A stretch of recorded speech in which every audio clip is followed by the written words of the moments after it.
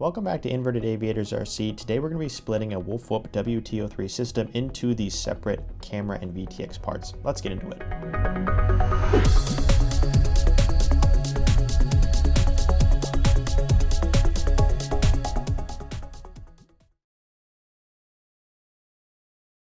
First step is going to be adding a little bit of conformal coating to the entire camera, minus the lens of course. But here I've got a little 422C conformal coating, and this is of course going to be linked in the description. But what this is going to do is two things. One, it's going to waterproof your camera. So just in case you're out flying and there's a little too much moisture, a little bit of water, it's not going to wreck your camera.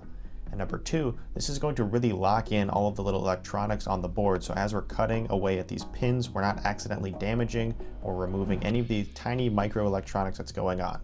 So make sure to get a nice thick coat around the entire camera, really coat everything up. I'm using a Q-tip, dipping it in and pretty much painting it on. And I also put the cap back on the camera. It's really easy to accidentally drip onto the camera lens like you just saw there. But just take your time, be careful, and paint the entire thing. You want to get the front, the back, and even the inside with conformal coating. And then it does take about 24 to 48 hours to completely cure.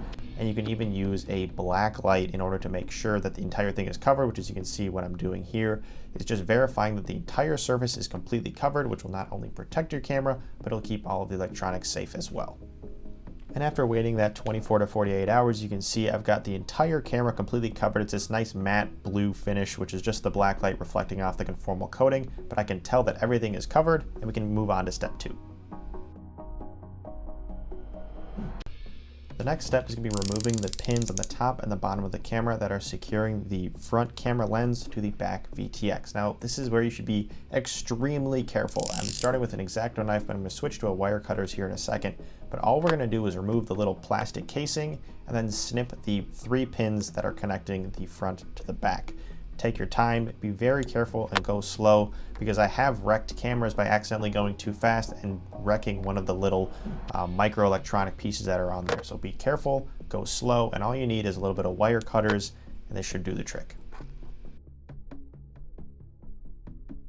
After you have the camera separated from the VTX, our next step is going to be removing these little plastic housings that you cut off from the last step. If you don't remove them, it's just going to smell really bad and the plastic's going to get everywhere as we're trying to desolder these pins. So just take a nice wire cutters, again be very gentle and slow because these plastic parts are just sitting there. So just pull them off very carefully. There'll be one on each side of the camera and the VTX, but just remove them and then we can start prepping for soldering.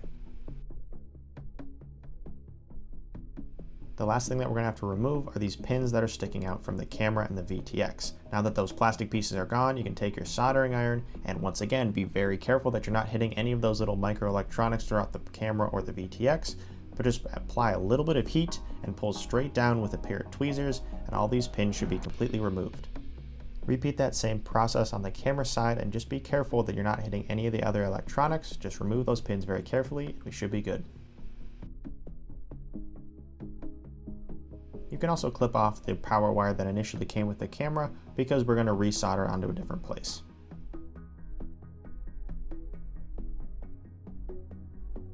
After we've desoldered the pins, our next and most important step is going to be cleaning off these pads. What we really don't want is any of this solder to be touching pad to pad, so we got to make sure to clean it up.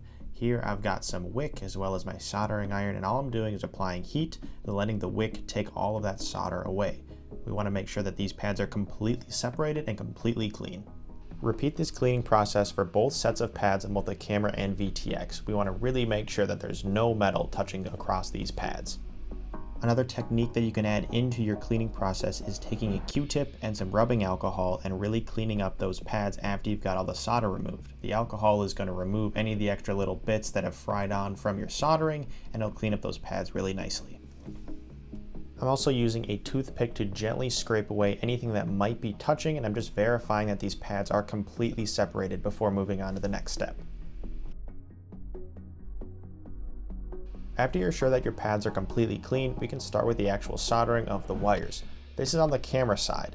The black wire goes on the outside and the red wire goes on the inside. Once you're done soldering, re-verify that there's no contact between these pads by using the Q-tip and alcohol, plus the toothpick technique to really make sure that these pads are completely separated and there's no contact at all. The last pad on the camera that we have to connect is the signal wire, and this is going to be the very bottom rightmost pad, and that's all it is. Make sure to add a little tin and solder and connect that signal wire to the bottom right pad. Then on the VTX side, after making sure everything is clean, we can start our soldering. The red is going to be on the most inside, then we're going to go black in the middle, and signal on the outside.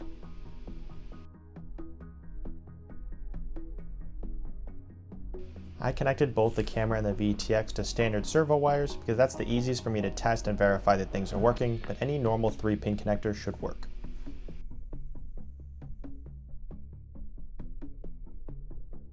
I also created an adapter wire that'll power the camera and the VTX from one standard servo port, so it'll react exactly like it would before we split it in half. And all you have to do is take one male servo side and 2 female servo sides and connect all of the reds together and all the blacks together, and then connect the white wires directly.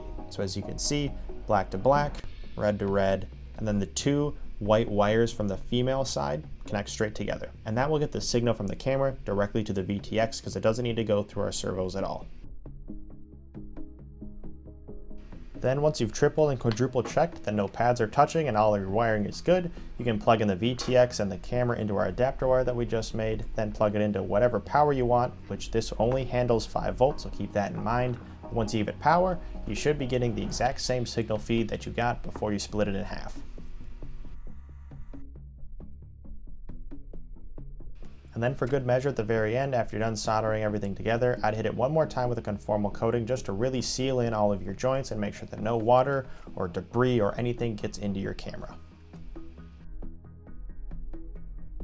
Now you might be thinking to yourself, why would I want to do this? I've got a perfectly working camera already and it's already really cool and small. Why would I cut it to even be smaller? Well, there's 2 reasons. One, it's the cheapest solution I've found for getting a tiny micro helical antenna VTX with a really nice camera as well, all for $30. It's the price point that we love, and it's the camera that we really enjoy.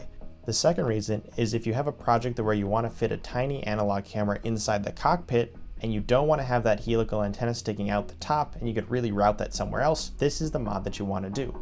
We've done this for our Corsair, and we could do it for our UMX 810, or even the UMX Voodoo, but either way, it's a great way to cut down on some size and really add to the scale factors of the UMX planes. Well, that's about going to wrap it up. If you have any more questions, feel free to drop it in the comments or join our Discord where we'll be happy to answer the questions there too, whichever is easiest for you.